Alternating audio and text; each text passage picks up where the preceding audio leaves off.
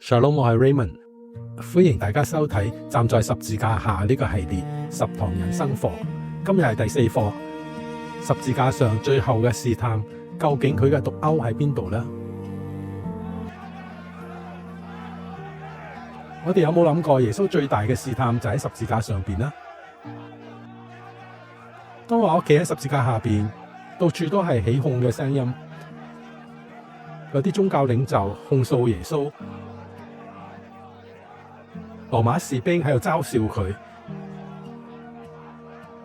人群亦都加埋把口，甚至連嗰2個同耶穌同釘十字架嘅罪犯，亦都係大聲嘅起哄。路過嘅陌生人搖頭嘆息冷笑，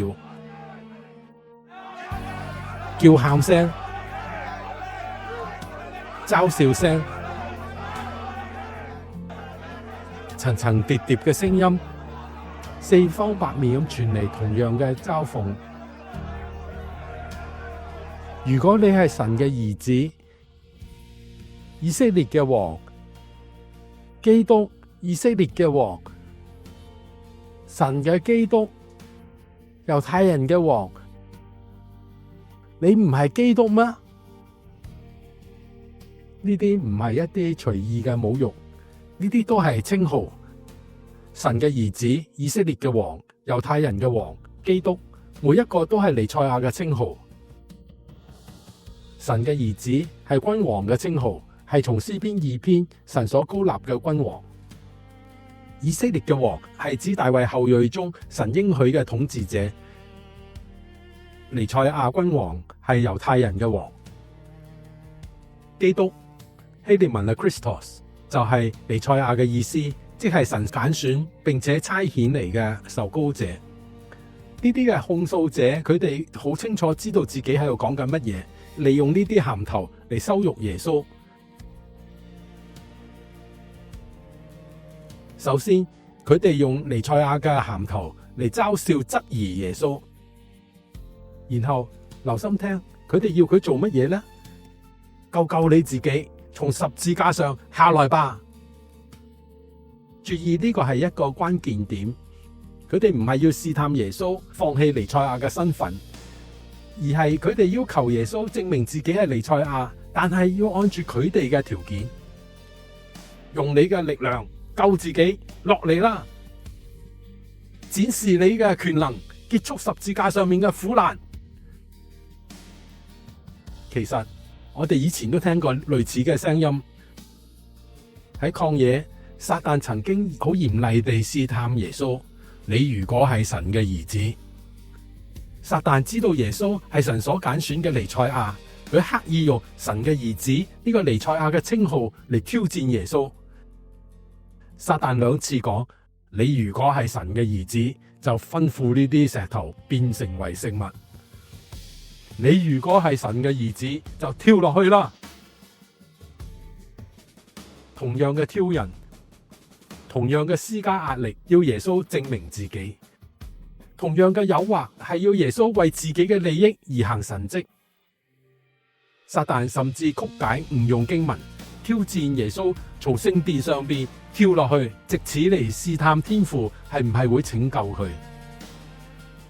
喺呢誘惑嘅背後，撒旦其實係想喺耶穌開始傳道之時，已經嚟破壞神嘅救恩計劃。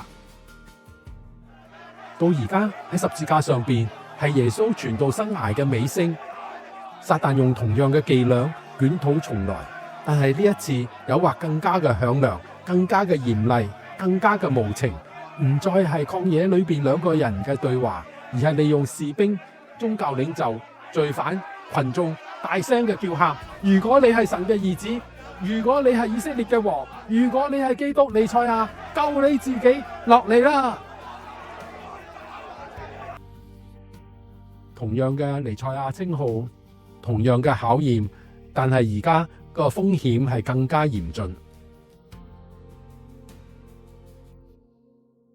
喺曠野，喺耶穌開始傳道嘅時候，撒旦誘惑耶穌為自己行神蹟，嘗試破壞神救恩計劃。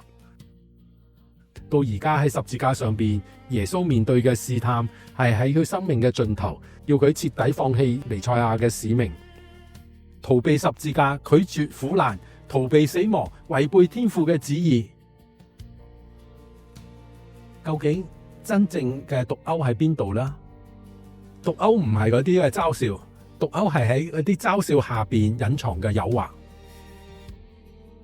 十字架上面嘅誘惑係咁樣嘅：你成為我哋想要嘅彌賽亞，一個能夠自救嘅彌賽亞，一個彰顯能力嘅彌賽亞，一個終結苦難嘅彌賽亞，一個睇起嚟強而有力，而唔係受傷流血被釘喺十字架上邊嘅彌賽亞。如果耶穌真係喺十字架上邊落嚟，一切都會改變。喺佢哋嘅眼中，耶穌會變得無比嘅強大，佢會受到世人嘅敬仰，但係佢唔再係神所應許嘅彌賽亞。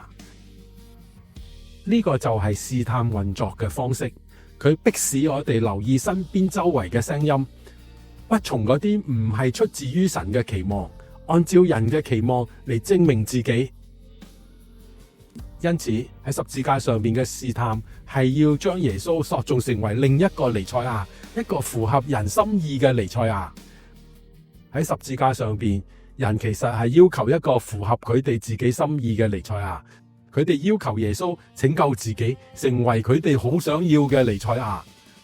所有嘅嘲諷都係源自於人心聲嘅叫囂，佢哋冇辦法接受一個現實，就係一個選擇軟弱、選擇喺十字架上邊受苦受死嘅彌賽亞。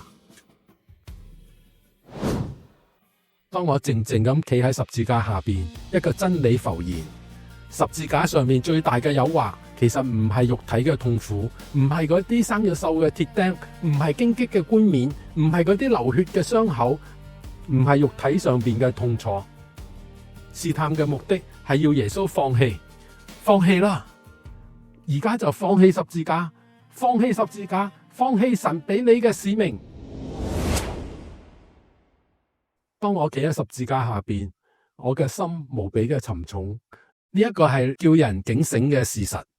十字架上邊嘅試探冇隨住十字架而消失，係咁多個世紀以嚟，佢靜靜咁喺教會裏邊延續緊。因為試探從來唔係簡單咁講停止做彌賽亞。試探就係耶穌要成為另外一個彌賽亞。教會一代又一代將耶穌塑造成佢哋所喜愛、佢哋所偏愛嘅彌賽亞。早喺教會嘅初期，保羅就譴責嗰啲信徒，有啲人跟隨了另一個基督，一個被人意塑造出嚟嘅彌賽亞，一個為咗迎合佢哋喜好而炮製出嚟嘅彌賽亞。佢哋嘅耳朵發癢，跟隨佢哋嘅意思，加添咗好多嘅道理。但係我哋必須牢牢扎根於神嘅說話，緊緊嘅捉住亞維神親自應許嘅彌賽亞。摩西以前就講過，亞維你嘅神必從你們弟兄中給你們興起一位先知像我。摩西預言將來有一位先知嚟到，一位好似佢咁樣嘅先知，係被神所興起嘅先知。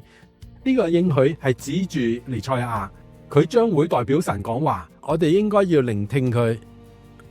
請注意，彌賽亞係從百姓當中嚟嘅，而唔係從天而降。我哋唔好曲解神嘅說話。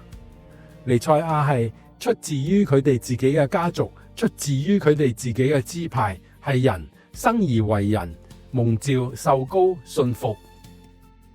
聖經所預言嘅彌賽亞係完完全全嘅一個人，係忠於亞維神。佢唔係亞維，佢係代表住亞維神，佢係人彌賽亞。然而隨住時間嘅推移，基督教將人彌賽亞變成為從天上嚟嘅係神又係人嘅彌賽亞。聖經裏邊揾唔到係神又係人呢一個詞。保羅喺提摩太前書2章5節對提摩太咁講，因為只有一位神，在神同埋人中間只有一位中保，就係為人嘅基督耶穌。呢個係按住希臘原文嘅聖經嚟翻譯。因為喺大部分嘅中文聖經裏邊係加插咗兩個字降世，就係話呢個人耶穌基督係從天而降嘅意思。咁我哋睇到呢種嘅翻譯就係加咗降世兩個字，而呢兩個字唔係喺原文裏邊。呢位獨一嘅神就係Yahweh，彌賽亞耶穌就係人，希臘文係 Anthropos 嘅意思就係一個人，人類中嘅其中一員。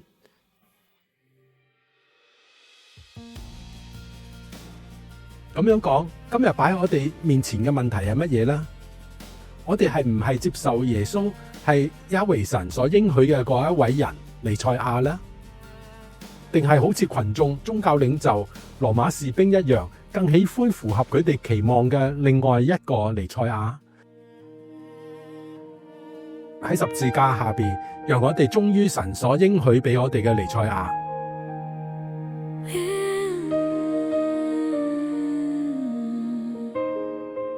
Standing at the cross, Jesus, you are the Son of God, my Messiah, long awaited, promised by Yahweh. Standing at the cross, standing at the cross, here I stand, here I stay.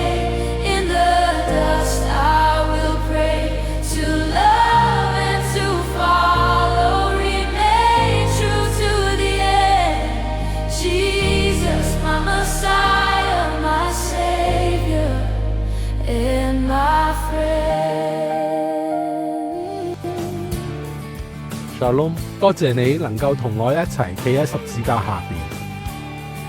聽日係第5課，聽日見。